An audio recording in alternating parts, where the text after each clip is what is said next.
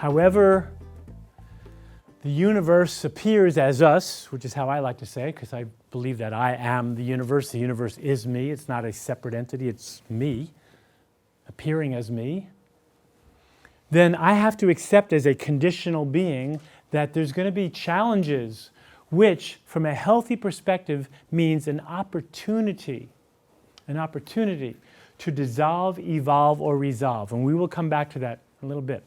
But what that basically means is that when you're confronted with a challenge, most of you want to do this. Hands up if you agree. Most of you want to get to a resolve pretty quickly. Yes? Thank you. You get what I'm saying. That means you're going to make shit up. Give me your cell phone. You know, you're not going to have your phone. I can't believe you said that to me, right? Because you want to resolve it quickly. Because you've been challenged by your kid. You know? That's only one way to handle a challenge. In fact, most of the time, I'd like to tell you, from my vantage point of 64 years old, most of the time stuff cannot be resolved in the moment you're in. And you're going to have to relax around that because it's reality itself. Things are not resolvable. So sometimes you have to take a challenge and let it dissolve. You're going to hear me talk about this a lot with your kids. When they're yelling and screaming at your face, you're going to have to dissolve. Like, don't even go for resolve. Just relax and do nothing. Let the issue dissolve. Don't act on the reaction to them. Just let it dissolve. That'll blow their minds that they can't win you that way and start running your family that way. And remember, when I say this kind of talk about your sons, I'm not saying that because I'm against young men. You get that? You know, I love them. I'm a youth advocate. And I've been in the trenches and I raised a son. I also know how they're thinking because I've listened to them very carefully.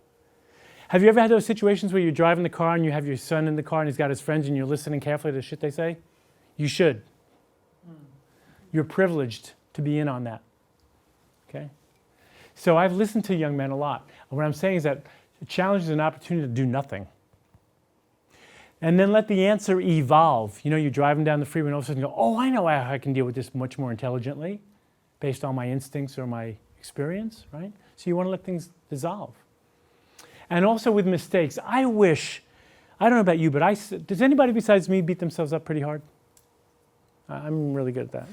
It's taken me many decades to learn how to relax to me, which I can do most of the time. And Rochelle has watched me even over the 5 or 6 years we've been together. Like, I'm continually to get better at relaxing around my own crazy stuff, which is mostly trying to control things. And so what I'm saying is that I didn't learn as a kid that mistakes are normal and okay, you're fine. See, I thought, oh, I'm a total idiot if I make a mistake. But from a clan point of view and from a point of view of personal growth, a mistake is just an opportunity to adapt to adversity way more effectively. I wasn't raised like that. It's an opportunity to respond to adversity way more effectively.